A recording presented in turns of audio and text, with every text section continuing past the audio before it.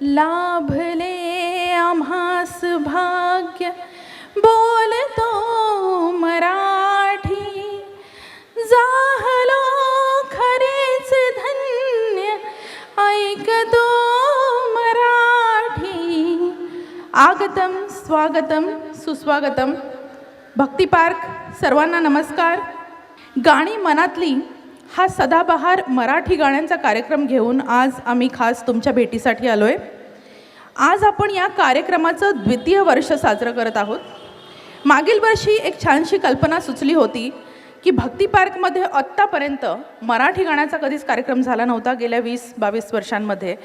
तर अशी एक कल्पना सुचली की का आपण मराठी गाण्यांचा एखादा कार्यक्रम करू नये, आणि त्याला साथ मिळाली प्राध्यापिका आपल्या प्रतिभा बिस्वास यांची, आणि आम्ही दोघींनी मिळून हा कार्यक्रम करण्याचं ठरवलं आणि भरपूर सर्व भक्ती पार्कवासियांची खूप साथ मिळाली, सहकार्य मिळालं आपणा सर्वांचं। आणि नुकतंच 2024मध्ये आपल्या मराठी भाषेला अभिजात भाषेचा दर्जा प्राप्त झाला होता। तर ते लक्षात ठेवून आणि 2025मध्ये येणाऱ्या मराठी भाषा दिवसाचं औचित्य साधून आम्ही पहिला मराठी कार्यक्रम 2 मार्च 2025मध्ये भक्ती पार्कमध्ये केला। या कार्यक्रमासाठी आपला सर्वांचा अतिशय छान प्रतिसाद मिळाला। आपण सर्वांनी आमच्या कार्यक्रमाला भरभरून प्रेम दिलं, त्यासाठी पुन्हा एकदा धन्यवाद। असंच प्रेम यावर्षीसुद्धा आम्हाला मिळेल अशी आम्ही अपेक्षा करतो। यावेळी हा कार्यक्रम आम्ही थोडा उशिरानं करतोय, कारण आमच्या लक्षात आलं की मार्चमध्ये 10वी आणि 12वीच्या परीक्षा होत्या, तर परीक्षांमध्ये अडथळा नको हा विचार करून आम्ही थोडी तारीख पुढे केली। आणि अशा पद्धतीनं आज आपण 22 मार्चला इथे जागतिक मराठी भाषा दिवस आपण इथे भक्ती पार्कमध्ये साजरा करत आहोत। आता जागतिक मराठी भाषा दिवस हा जी तारीख आहे त्याची ही आहे 27 फेब्रुवारी।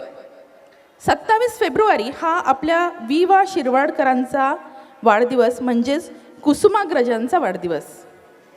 या बॅनरमध्ये आपल्याला दिसत असेल एक फोटो, तो आम्ही कुसुमाग्रजांचा फोटो ठेवलेला आहे।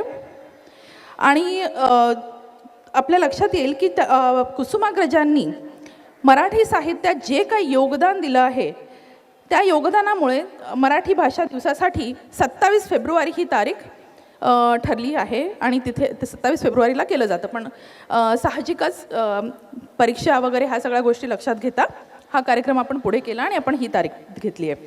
आता थोडक्यात कार्यक्रमाविषयी सांगते। या कार्यक्रमाचं संयोजन केलं आहे प्राध्यापिका प्रतिभा बिस्वास आणि पल्लवी नाईक यांनी। यासाठी आम्हाला सहकार्य लाभलं आहे श्री अमर चव्हाण, शोभा सिन्हाजी, डॉक्टर दीपाली ठाकूर, डॉक्टर पुष्कर शिकारखाने, श्री सुनील हळणकर, श्री मनोज कोळी, श्री राजेश नाईक आणि श्री जयदीप बिस्वास यांचं। याशिवाय भक्ती पार्क वेलफेअर असोसिएशनचे अध्यक्ष श्री सतीश आचरेकर यांनी आम्हाला पोलीस परवानगी उपलब्ध करून दिली ह्या कार्यक्रमासाठी। या कार्यक्रमाचे सहप्रायोजक आहेत श्री महेश पालांडे, त्यांनी आम्हाला इथे सहकार्य केलं आहे। स्टार रिअल इस्टेट भक्ती पार्कमध्ये त्यांची शॉप्स आहेत, आपणा सर्वांना याची माहिती असेलच, तर त्यांनी आपल्याला सहप्रायोजक आहेत ते आपले, आणि ते या कार्यक्रमात थोड्या वेळात हजर होतील अशी आपण अपेक्षा करतोय।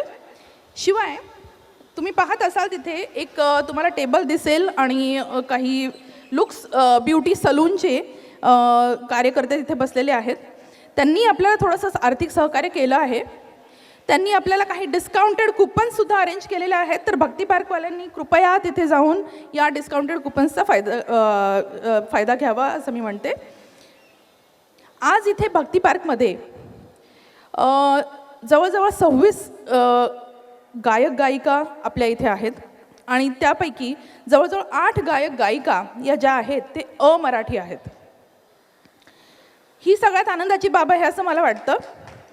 धन्यवाद, कारण सर्वांमध्ये मराठीची आवड निर्माण व्हावी आणि मराठी भाषा जोपासली जावी ही आमची मुख्य इच्छा किंवा एक भावना याच्या मागे होती। तर 8 आपल्याकडे अमराठी गायक गायिका गात आहेत, आणि असंच आपल्या मराठी भाषिक कार्यक्रमांचं आपण आयोजन, नियोजन आणि संयोजन करावं असं मला वाटतं। आपल्या मराठी भाषेवरती अनेक अतिक्रमणे झाली, तरीही या सर्वातून ताऊन सुलाखून माझी मराठी मायबोली मोठ्या अभिमानाने आणि डौलाने इथे आज उभी आहे. याचं श्रेय मी तुमच्यासारख्या मराठी भाषेवर प्रेम करणाऱ्या मराठी आणि अमराठी श्रोत्यांना देते. तुम्हा सर्वांचे पुन्हा एकदा धन्यवाद. यासाठी आपल्या संपूर्ण भारत देशात जसा महाराष्ट्र आणि महाराष्ट्राची संस्कृती प्रेरणादायी आहे, तशीच आपली मराठी भाषा सुद्धा प्रेरणादायी आहे. आणि म्हणूनच संत ज्ञानेश्वर म्हणतात, माझी या मराठीचा बोल कौतुके, अमृता तेही पैजा जिंके. तर अशा या अमृताशी तुलना केल्यास अमृताबरोबर ही पैजा जिंकणाऱ्या माझ्या मराठी भाषेचा दिवस आज आपण इथे भक्ती पार्कमध्ये साजरा करत आहोत. तर आता आपण कार्यक्रमाला सुरुवात करूया. धन्यवाद.